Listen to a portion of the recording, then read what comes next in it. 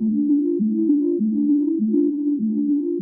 this lecture, let's answer the question, how is JavaScript code executed? We already know that it happens in a call stack in the engine, but let's dig a bit deeper now. And let's start by supposing that our code was just finished compiling, just in a way that we learned in the last lecture. So the code is now ready to be executed. What happens then is that a so-called global execution context is created for the top-level code. And top-level code is basically code that is not inside any function. So again, in the beginning, only the code that is outside of functions will be executed. And this makes sense, right? Functions should only be executed when they are called. And actually, we saw this happening already in our pick game project. So there we had an init function which initialized our entire project, but in order to actually initialize the game the first time that the page loaded, we needed to call that function immediately in our top level code. And so that's what I mean here. But anyway, we can also see what top level code is in this example here. So this name variable declaration is clearly top level code, right? And therefore, it will be executed in the global execution context. Next, we have two functions, one expression and one declaration. So these will also be declared so that they can be called later. But the code inside the functions will only be executed when the functions are called. Okay, so we know that a global execution context is created for top-level code. But now, what exactly is an execution context? Well, an execution context is an abstract concept, but I define it basically as an environment in which a piece of JavaScript is executed. It's like a box that stores all the necessary information for some code to be executed, such as local variables or arguments passed into a function. So JavaScript code always runs inside an execution context. And to make this a bit more intuitive, let's imagine you order a pizza at a takeaway. So usually that pizza comes in a box, right? And it might also come with some other stuff that is necessary for you to eat the pizza, such as cutlery or a receipt, so that you can actually pay for the pizza before eating it. So in this analogy, the pizza is the JavaScript code to be executed, and the box is of course the execution context for our pizza. And that's because eating the pizza happens inside the box, which is then the environment for eating pizza. The box also contains cutlery and the receipt, which are necessary to eat the pizza, or in other words, to execute the code. Okay? I hope that made sense and made the concept of execution context a little bit more clear. Now, in any JavaScript project, no matter how large it is, there is only ever one global execution context. It's always there as the default context, and it's where top-level code will execute. And speaking of execute, now that we have an environment where the top-level code can be executed, it finally is executed. And there is not a lot to say about the execution itself. It's just the computer's CPU processing the machine code that it received. Okay, and once this first code, so the top-level code, is finished, functions finally start to execute as well. And here is how that works. For each and every function call, a new execution context will be created containing all the information that is necessary to run exactly that function. And the same goes for methods, of course, because they're simply functions attached to objects, remember? Anyway, all these execution contexts together make up the call stack that I mentioned before, but more on that in a second. Now, when all functions are done executing, the engine will basically keep waiting for callback functions to arrive so that it can execute these. For example, a callback function associated with a click event. And remember that it's the event loop who provides these new callback functions, as we learned in the last lecture. Alright, so we know now what an execution context is, but don't really know what it's made of, so what's inside of it. And so let's find that out next. And the first thing that's inside any execution context is a so-called variable environment. In this environment, all our variables and function declarations are stored, and there's also a special arguments object. This object contains, as the name says, all the arguments that were passed into the function that the current execution context belongs to. Because remember, each function gets its own execution context as soon as the function is called. So basically, all the variables that are somehow declared inside a function will end up in its variable environment.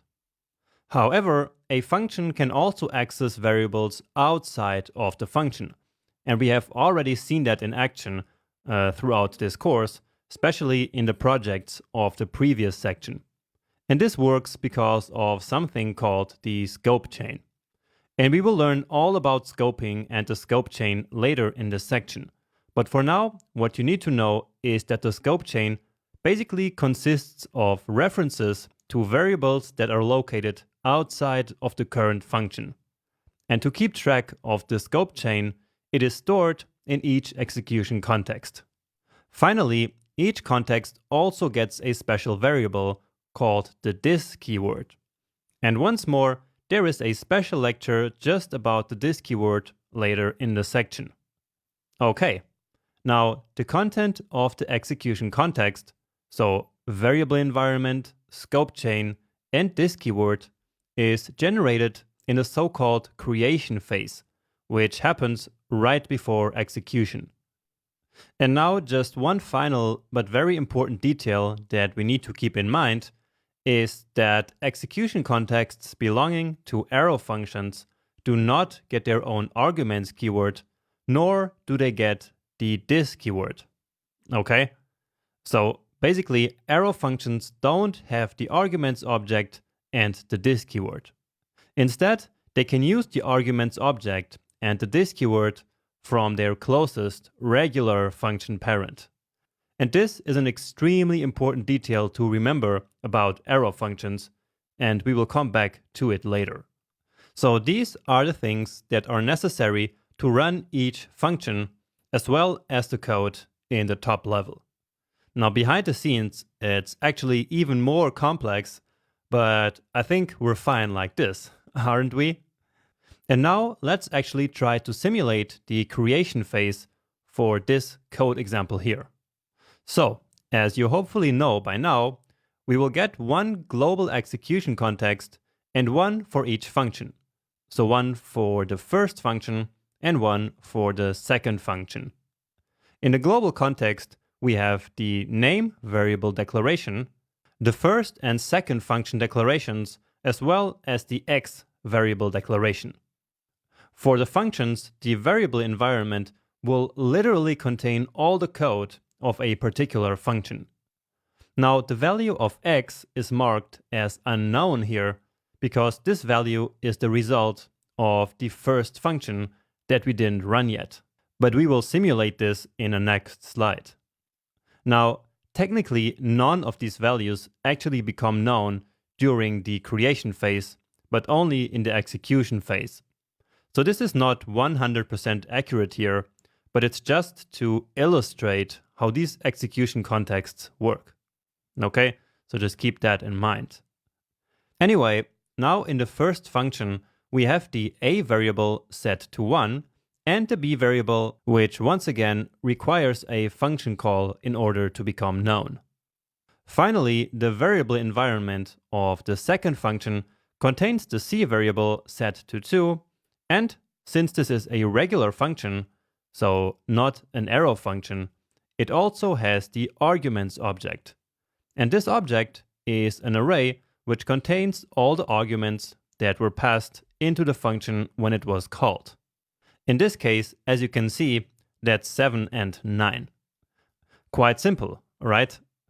Well, it's simple because this is an extremely small amount of code. But now imagine there are hundreds of execution contexts for hundreds of functions. How will the engine keep track of the order in which functions were called? And how will it know where it currently is in the execution? Well, that's where the call stack finally comes in. And remember that the call stack, together with the memory heap, makes up the JavaScript engine itself. But what actually is the call stack?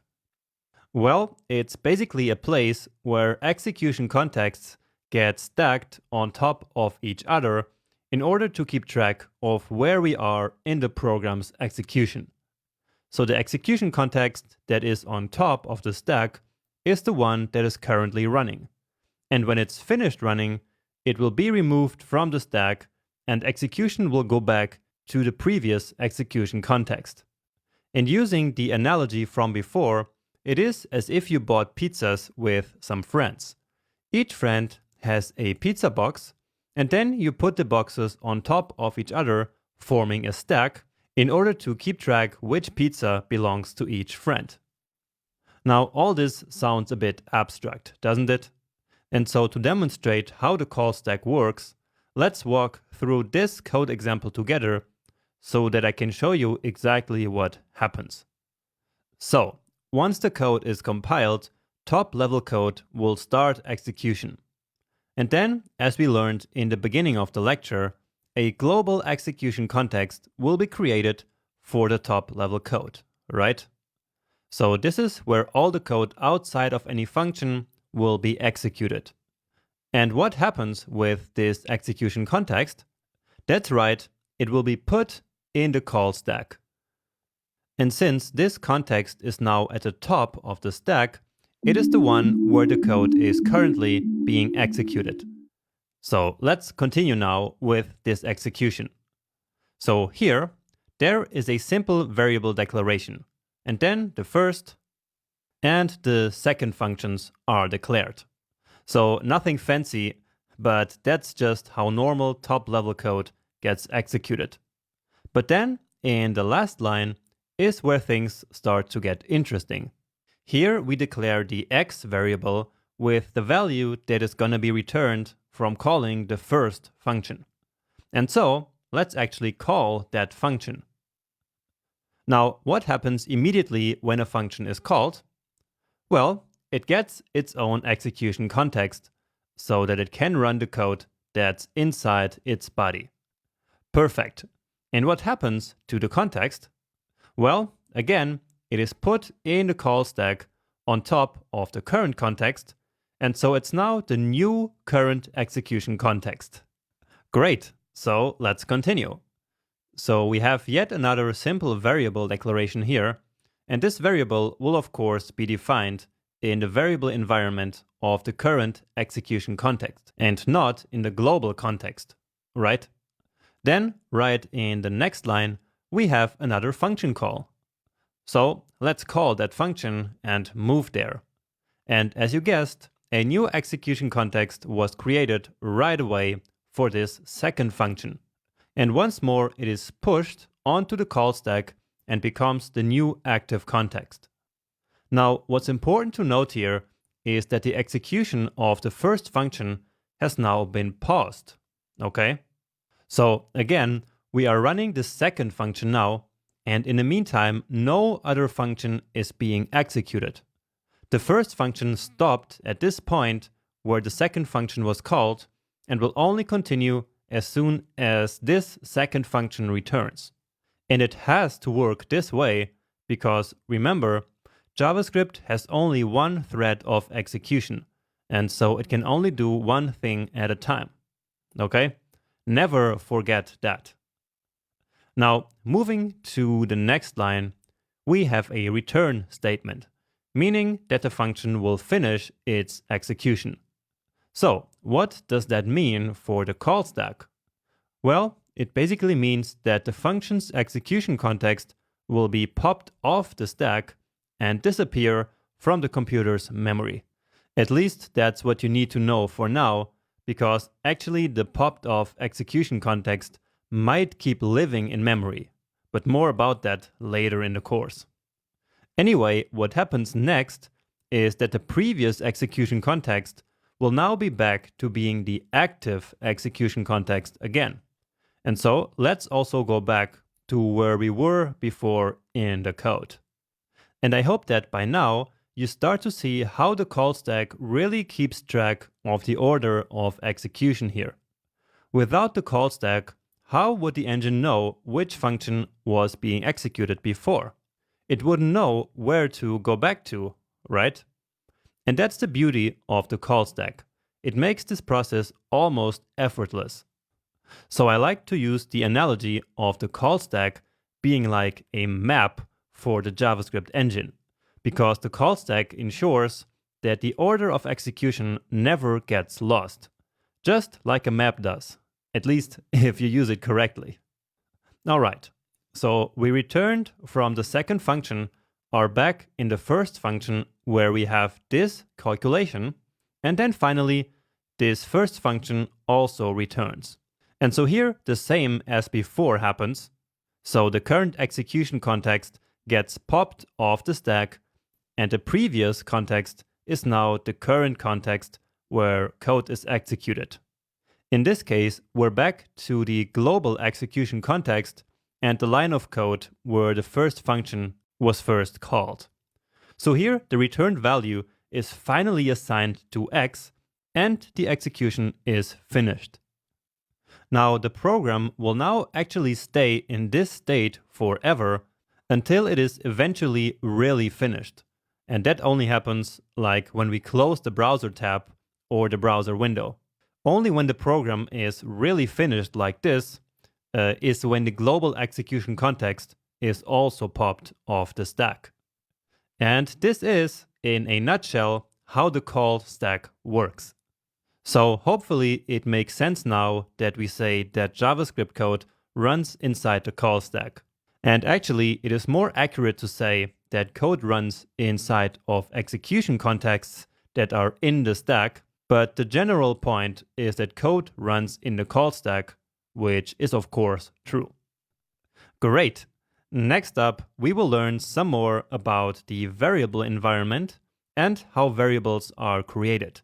So stay tuned for the next video.